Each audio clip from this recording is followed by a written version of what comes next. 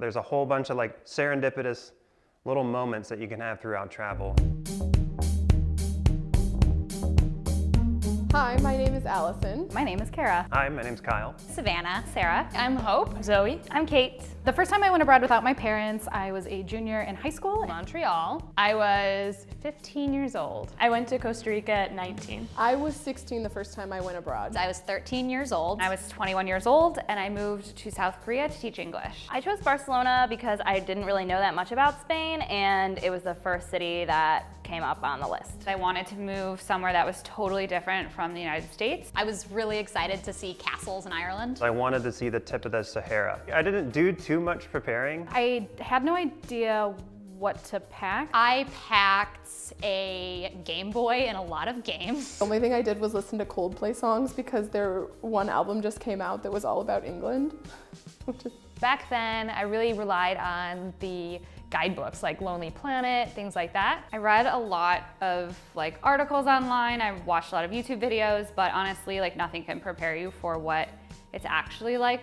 You'd really just have to go. I was a really social and extroverted person before I went, so I was nervous about being somewhere without knowing people and then traveling to different areas of Europe by myself. I mean, it's really hard to prepare to go abroad. I'd never been on a plane for that long before. When I was holding that boarding pass, I was terrified and like had so much ahead of me that I had no idea what I was in store for. I kept feeling like, oh my gosh, something's gonna happen. Something's gonna happen that will prevent me from actually getting to fulfill, at that point, my lifelong dream. When I first got there, I was like wicked nervous. We got off the plane and I promptly put on this little black fashionable hat that I had purchased specifically for this trip. I remember hearing El Perdón, which is a song with Enrique Iglesias, and I just knew I was there. I started taking pictures of literally everything, even things that are really boring, like store signs. My co-teacher, Mrs. Kim, took me to the Target of Korea called E-Mart, and we bought some like towels and things for my apartment. Taking French in high school, you read about all the touristy things to do in Paris, and one of them is the Bon Marché, which is like the super fancy mall. So I remember being like, I'm gonna go to the Bon Marché and I'm gonna buy something. And I kept the receipt actually for whatever it was for a really long time, because I was like, I actually went. Stupid, but.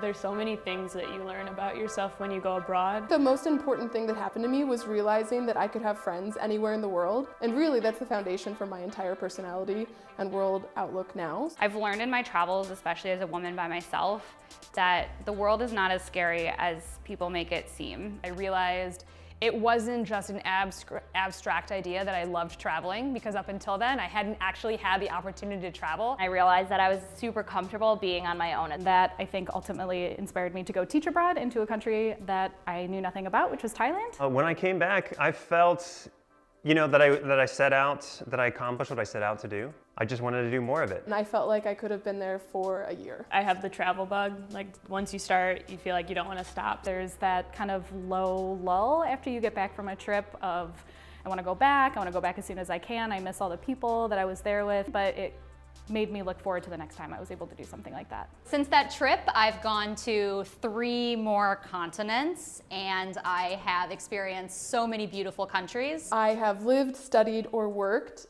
or traveled to over 40 countries. I've been able to go to China and Korea and Costa Rica and Nicaragua. What I would say to someone who's like about to go on their first time abroad, whether it's like alone or with your family or a group of friends, is to be open-minded and like perceptive to what's going on around you. It really, really, really is important not to have certain expectations, because whatever they are, they're not gonna actually be fulfilled. It's really important to be patient with yourself and to be patient with the experience. So I still have my little boarding pass that says Chicago to Seoul. It completely changed everything.